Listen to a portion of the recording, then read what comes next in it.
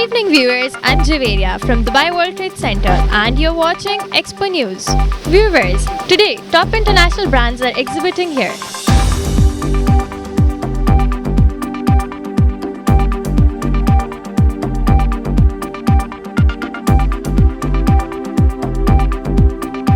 So let's go and talk to one of the top brands of this expo.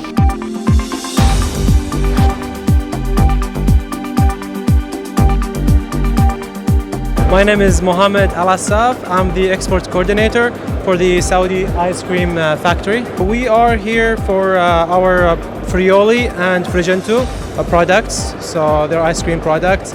So we have plenty of flavors here, chocolate, toffee and vanilla, and you name it. We have more than 50 flavors, and we have bars and we have cups and cones. So we have plenty of them here, and we are looking for distributors in this big event. They can contact us through our mail. It's info@frioli.com.